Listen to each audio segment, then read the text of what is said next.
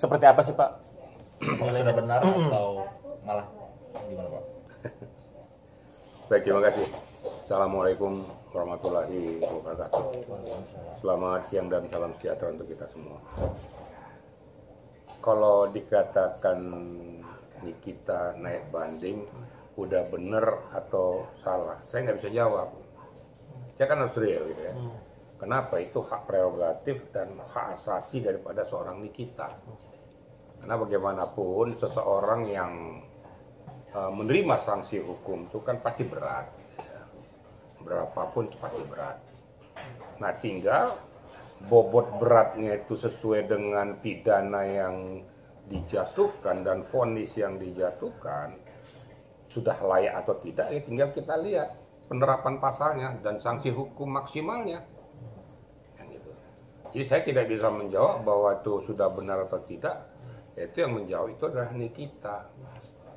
Apakah dia menjawab ini saya tidak berterima dengan posisi kasus yang didakwakan pada saya, akibatnya diputuskan oleh vonis hakim 4 tahun, ya ini kita, bukan orang lain, bukan kuasa hukum.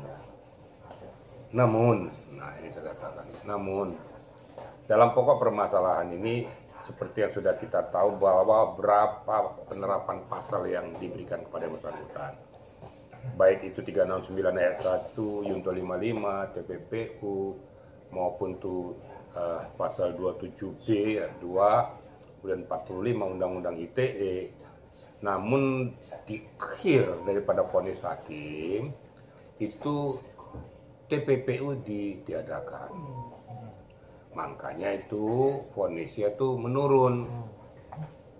Karena kalau seandainya TPPU masih ada di situ, itu memang ada sanksi maksimalnya, yaitu 20 tahun ya.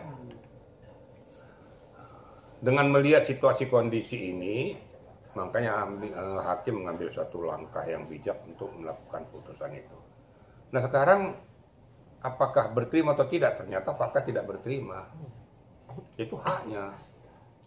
Tapi hakim sudah menganalisis, sudah menelaah, sudah melihat, sehingga dia bisa mengambil keputusan bahwa ini memang kena telah melakukan perbuatan tindak pidana. Saya sudah mengatakan telah melakukan perbuatan tindak pidana. Tidak lagi saya mengatakan itu diduga. Kenapa? Karena sudah divonis. Ya ini ironis, saya berkali-kali kan sudah ngomong. Tapi ya namanya fans buta ya begitu. Saya ngomong sekarang nih, contoh kemarin tuh fans butanya tuh, bapak tuh pelipran pak, ingat umur pak, segala macem-macem lah pokoknya. Sumpah serapa ke saya. Ini fans buta yang nggak ngerti hukum, nggak mau paham hukum, dan juga tidak mau mengikuti aturan hukum. Jadi di otaknya itu cuma fans-fans yang tidak berdasar. Harusnya kalau fans yang benar itu adalah fans yang memberikan edukasi, penguatan, doa kepada seorang Nikita. Berikan kan solusi-solusi hukum. Contoh, oh Nikita kau banding ya, aku udah cari di buku penerapan hukum tuh, kayaknya kena deh di sini. Kayaknya ini coba kamu kuatkan. Itu baru fans. Cari solusi tapi mengedukasi. Bukan ini nggak pantas sama dia, nggak ini segala macam. Ya faktanya divonis kok. Untuk apa kamu teriak-teriak juga? Emang kamu hakim? Kalau fans yang benar, umpamanya kita tidak berterima dengan pokok permasalahan ini, diberikan penguatan kepada Nikita melalui solusi-solusi hukum. Mungkin ada orang yang ngerti sedikit hukum atau dia buka buku. Nah mungkin kayak gini kira tambahan formula dari saya supaya bisa mungkin menguatkan nanti bandingmu.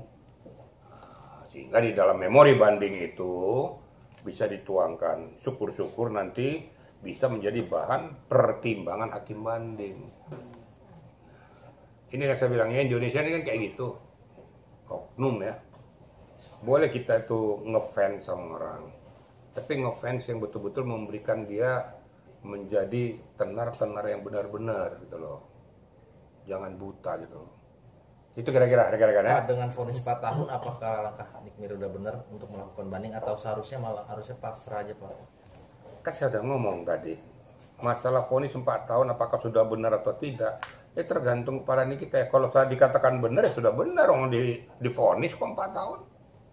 Tapi menurut hemat daripada Nikita dan kuasa hukumnya, ini sangat tidak manusiawi kan begitu. Sehingga kami melakukan upaya banding. Tapi ingat, di dalam arena persidangan bukan hanya Nikita yang ada.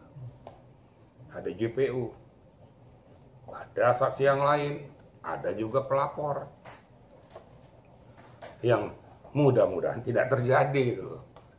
Sedangkan ditiadakan aja pasal TPPU sebenarnya tim JPU itu sebenarnya ya ini berarti tidak mengakui apa yang sudah kami analisis di dalam dakwaan kami, diamputasi oleh hakim. Ternyata itu pun tidak berterima. Takutnya ya JPU-nya melakukan upaya banding dan keberatan di dalam memori banding itu tentang peniadaan TPPU itu. Ya, jangan sampai nanti bukannya menurun malah naik, nambah.